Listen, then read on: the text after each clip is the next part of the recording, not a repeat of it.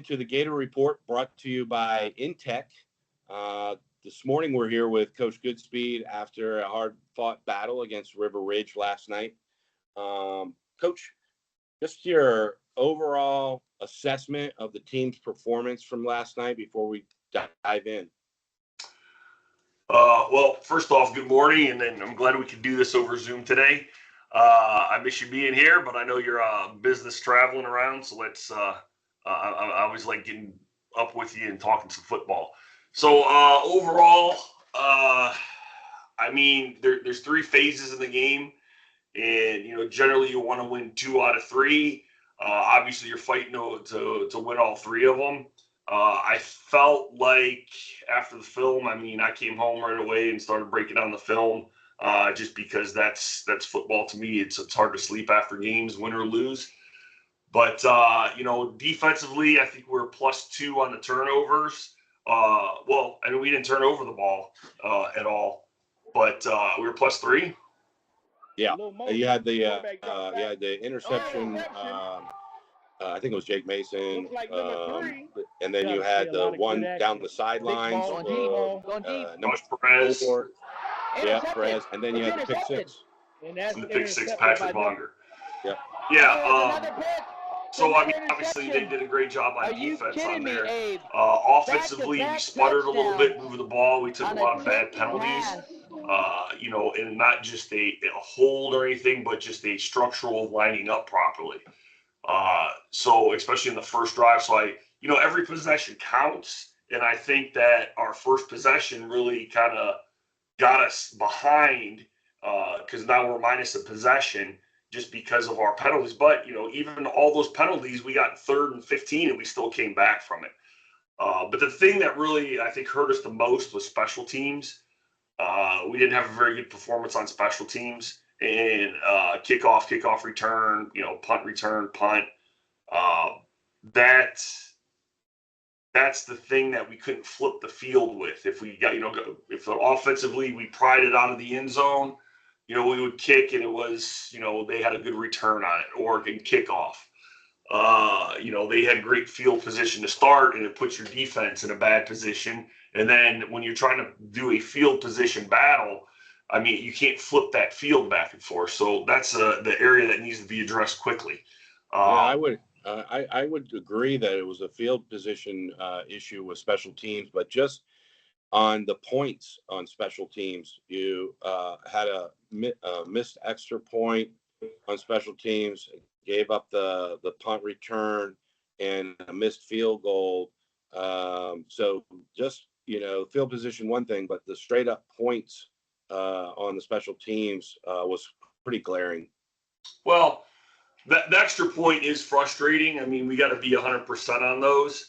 The field goal was very close to Ian's range, if not just outside it. And he's a young kicker, and I think he's doing a heck of a job.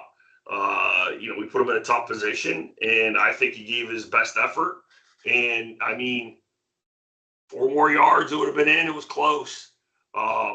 But yeah, so I was encouraged because he, went out there and gave it his all. So I like that. It was 4th and about 13 or 15. We were thinking about going for it and trying to throw for it to see what happened. I think we were down to 1:51 on the clock at the time. So, you could have rolled the dice either way on it. Wanted to give him a shot, and I think he did, to give him courage, confidence going forward. He kicked the poop out of it. He just came up a little short on it, which good for him for getting in there and giving it his all. The extra point we need to fix, is with the snap hold on operation on that one. Yeah, I was gonna. Yeah, the field goal was a long field goal, no doubt. But that extra point, I was watching on the Gulf Coast Sports Network because I'm out of town, obviously, and they did have a pretty good camera angle at the holder. And I don't know if it was the snap or what, but it looked like he was trying to get a handle on that, and the kicker went right through a bobbling snap. They thought that maybe it was blocked. We didn't ever get a definitive answer on that on the network. So I don't know if somebody got their hands on it, but it certainly looked like there was some struggle there with the snap and hold. Yeah, the timing of it got messed up a little bit because we did bobble the snap a little bit. The kicker, he needs to just keep his head down and keep going, which he did all those things. We missed on the operation part of there. I don't think they got a hand on it. It was that part of it. So, but those are the things. I mean, special teams just, weren't that special. Yeah. Yeah. Well, offensively, the team showed a lot of resilience coming from behind after halftime. And what do you think the key factors were for the offense between first half and second half? Because it was a bit of a struggle first half. Oh, well, I mean, you got to be able to limit the penalties. I mean, those are momentum killers. Offense is about momentum and moving the ball methodically down the field. Last week when we played Mineola, we were able to do that and, keep chipping 5-10 yards and keep building down the field, where we would put ourselves in bad position. And then we had to come back and it felt like a 3rd and 15 was forever. And then we made it. Okay, now we're back. And you can't get that rhythm as an offense. And it's, the run game. I thought TJ did a pretty good job running the football. There's things we can work to improve there. But it's the story of an early season offensive line that's coming together. You miss, and that's the hard part of offense is one guy misses a block, it makes the defense look like they're heroes, right? Where we have to be 5 guys doing the same thing every time, and we can't take a stupid penalty to bring us back. Whether it be a hold or line up misalignment or any of the litany of things that had happened in that game. So. Yeah. You don't get into a rhythm. And I'm even thinking in my head on the sidelines, yeah, it was a struggle to move the ball around for a little bit. Then all of a sudden we caught our win and we go down and march down and score a touchdown. And then we come out in the second half. I don't remember what series it was, but we went down the field like it was Swiss cheese and went down there and scored. And JT makes a heck of a catch in the end zone for a touchdown. But then it's the Dr. Jekyll, Mr. Hyde. It's all of a sudden then we go back to making mistakes. So that's the frustrating part for me because, and for the boys, I'm sure, and for everybody, who's watching it, because like I said, we have the potential to do it. We just have to do it consistently. Yeah. It seemed like you guys took the lead heading into the fourth quarter. Were there adjustments that you guys made during halftime, or was there? I mean, I'm trying to, I'm drilling in really to understand the difference between what we saw in the first half. Maybe it was, the guys with the, nerves or whatever, but it just seemed like the second half they were playing way much better. Yeah, there's again, there's no really huge answers at halftime. I mean, if you haven't repped something, especially at the high school level, it's really not going to work if you just draw it up on board and say, hey, this is what we're going to try. Okay. Everybody has these great ideas. We should be trying this at halftime. We should do this and do this. And as soon as you throw on the field, everybody say, yeah, I got it. We're going to try that. It seldomly works. And not just at the high school level, all the way up. I remember being on a pro sideline and saying, hey, we should try this. And, the offensive coordinator throwing his hat down, we should never did it. We never rep that in practice, right? So it's not that. It's just maybe doing a different formation, but that's, formations are window dressing to kind of disguise what you're doing a little bit and trying to put their strengths in a different way. But also what, they changed a couple things too. JT had a pretty good first half, and he was catching the ball all over the place, and they started bracketing him. So that pulls a different guy into the box and all that stuff. So it's a little bit of what we're doing, a little bit of just the little quick adjustments as in, hey, when we're blocking this 3 technique, let's make sure we're stepping like this and, fitting and finishing. And then a little bit of what they do to kind of counter what we're doing in the first half. So which took away JT for a little bit and then, opened up some other things. Okay, well, I think that the passing game was effective for the most part.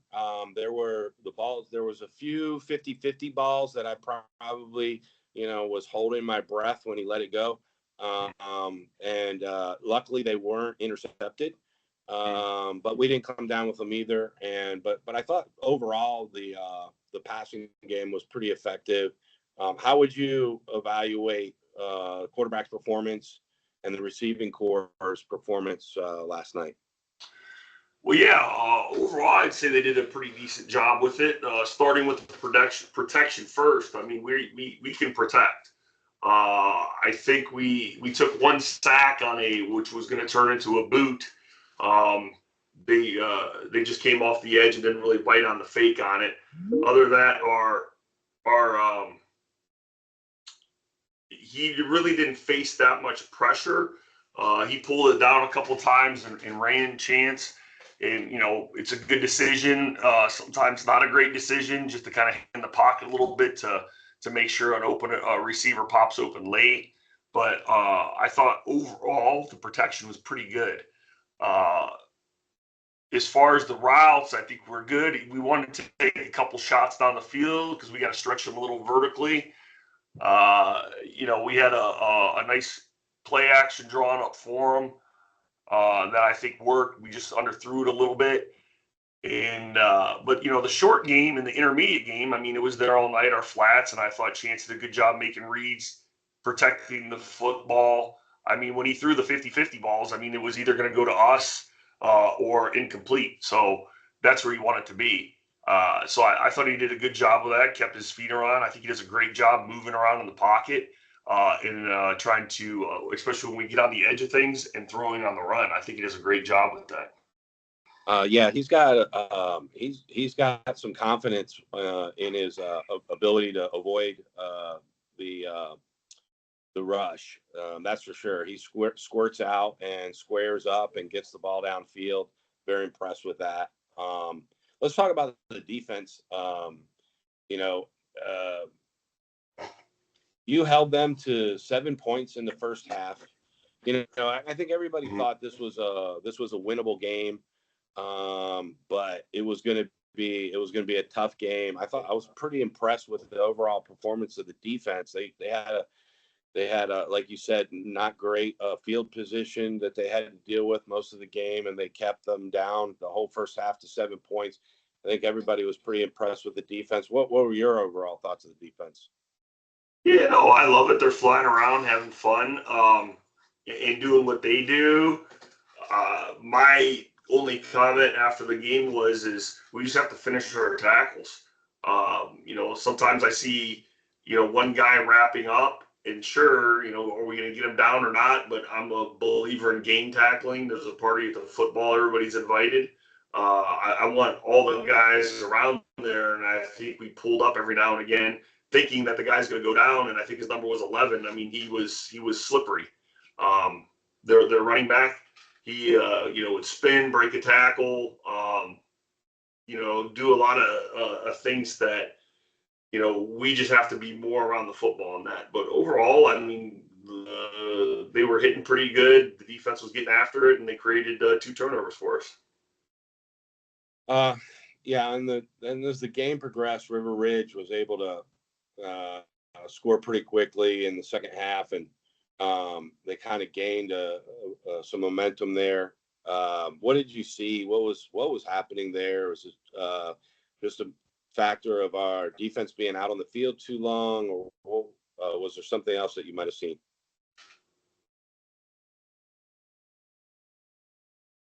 Oh no, did you? No. I lost you for a second. You good? Yeah, I'm here. Yeah. Did you hear the question? Yeah, you're asking what the factors were about the defense down the road. Yeah, it's it was something that was different than we did last week because offensively we kept them down. I think we had 58 plays offense and 37 plays defense, so it keeps them fresh. Where we weren't able to sustain those offensive drives, and you keep your defense on the field for too long, they're going to wear down. and we don't have a ton of depth on defensive line. So rolling guys in and out, they're not getting the rest they need. So we got to complement the defense a little bit better on that. But, overall, I think the defense did better. I would just look for some better tackling this week and a little more physicality with it.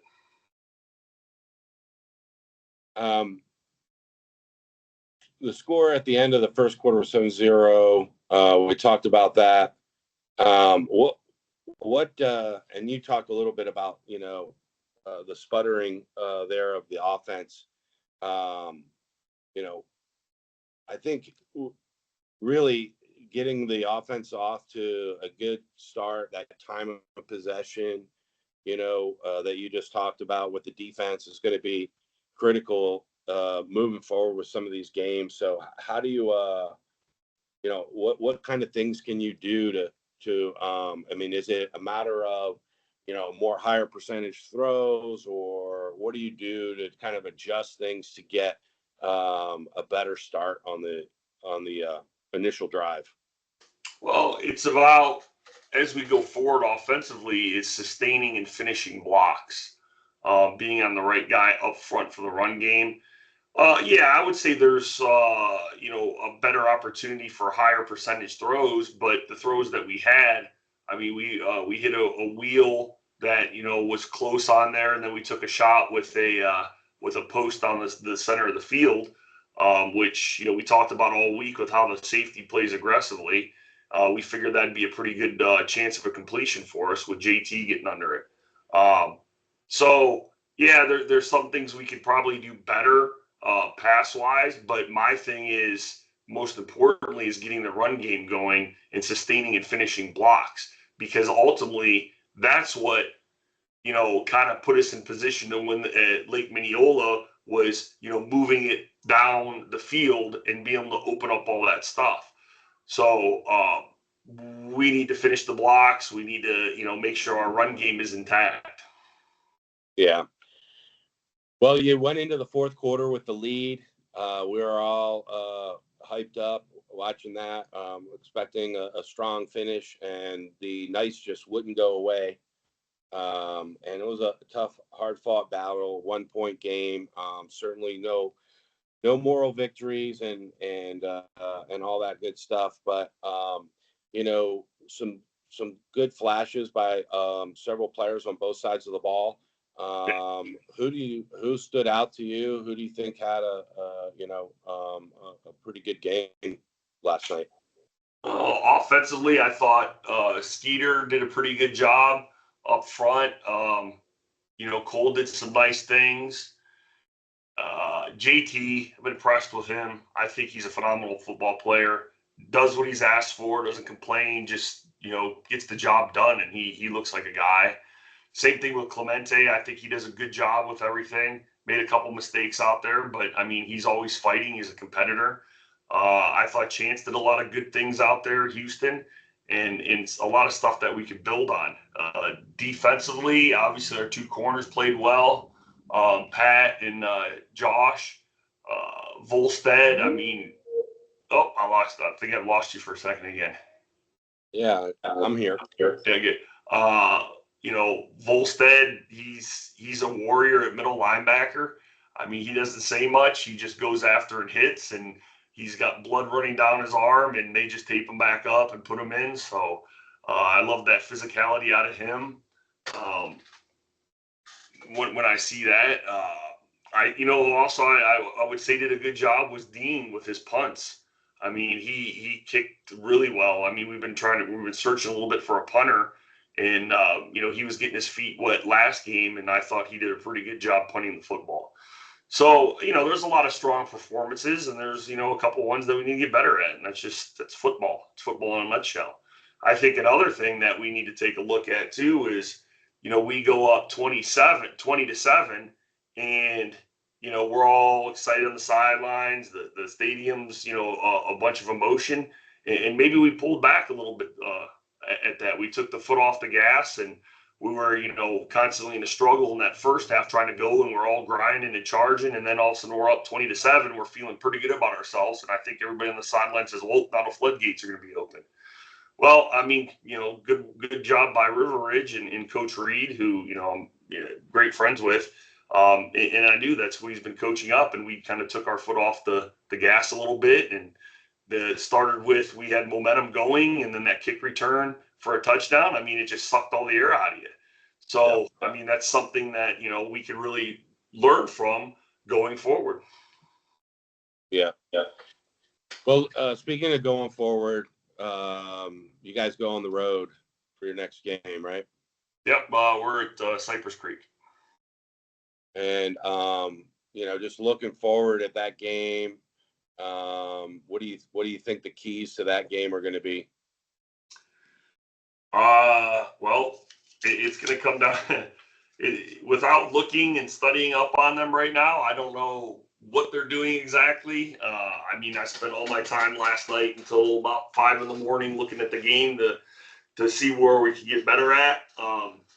So I just got their film, so we'll take a look at it. But I mean, the common formula is football is you got to be able to run the football, right? You got to be able to protect and give your receivers a chance, and then you got to tackle. So, Yeah. we need to make sure we're winning 2 out of 3 phases, which that's the gold standard of what you're looking for in football. If you win 2 out of 3, you're going to win a football game. Well, Yeah. maybe that's not enough. Maybe we need to win all 3 phases. So we're going to look to get better at special teams. I'm going to tell you that right now. Yeah. And I think, you've got a pretty young team. You've got a lot of sophomores out there. Yeah. And I don't know who the leaders are from the athlete standpoint on that team, but somebody needs to grab a hold of them and tell them that they got to get a hold of their emotions. And we can't have, I mean, those personal foul penalties that are 15 yards, in games that are 2021, one penalty could be the difference in the game, right? So that's good. I think that comes with maturity, and as the guys get older, they start learning that lesson. But when you got a young team, that's some of the stuff that you're challenged with trying to communicate to them. Yeah, I mean, for sure, we do have some young guys out there, and I think they've been, maturing quickly, and that's part of the process.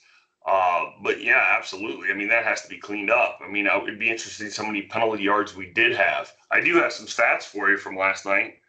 Okay, let me have them. Yeah, so we were 14 for 27 for 146 yards passing, 1 touchdown, 38 long. By Chance Houston. TJ Morrow had 21 carries for 68 yards, 1 touchdown, a 15-yard long. Chance carried for 4 carries for 23 yards. And Mason had 1 for 3. Receiving, Chance Robertson was 4 for 67 yards. JT was 3 for 33 yards and a touchdown. Clemente was 4 and 26. And Campbell was 3 for 20. So, I mean, looking at it, we spread the ball around a little bit. I mean, all our receivers had touches, and they're about in the same area. Right.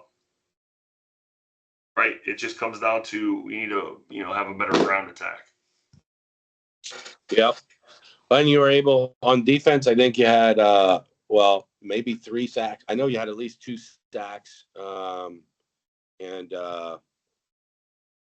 Well, it's getting off the field. I mean, kind of running it back in my head. I mean, we had them in a couple of 3rd and 20 or something, and they somehow creeped out of it. You know what I mean? Yeah. So those things, and the defense was helping us flip the field because they kept pushing them back, but then all of a sudden we give up a big play. Explosive play, which kind of, like I said, it takes the momentum from you. So Yeah. I think the biggest fix and clean up the mistakes, the penalties, and work to get better at special teams, and then I think we're a different football team. I 100% agree. I 100% agree. Either one, but both will definitely be a different team. For sure. All right. Well, as usual, Coach, I appreciate you taking the time. Sorry we had to do this remote this week, but should be able to get back into face to face next time. Yeah, no, we missed you at the game on Friday. You get kind of used to some of the music that you play, and it kind of gets you hyped up. So we definitely miss you. I thought Chris Marsh did a great job stepping in for you, filling in, and announcing. The atmosphere was great at the stadium. You missed out a little bit. The student section was full. I mean, the rest of the stadium was filled out. The band sounded great. The cheerleaders had the little cheerleaders come out. My daughter was part of it. Now it's always a lot of fun, and they were cheering on the sidelines. So, a lot of good things, especially with the weather that we had right before it. It came down something fierce. Wow, I thought we were in a hurricane again. It was rough, but and we didn't know what was going to happen with the game. But luckily, it cleared up, and we got to get after it on a nice Friday night. Well, I certainly got a chance to see it all on the Gulf Coast Sports Network from Austin, Texas, and that was just by coincidence that I'm out of town and they're there covering the game. So I thought the coverage was great. They did talk about the weather and the band not going out onto the field with the wet conditions and all that kind of stuff. So, and I got to see some pictures. Everybody's kind of keeping me in the loop. So I did see the student section packed. Looked like Gator Nation showed up in force. So all good stuff. And again, thank you so much. And I look forward to seeing you next week. Yeah, absolutely. Always good to meet with you. And I look forward to seeing you next week. Thanks, Dan. All right. Travel safe.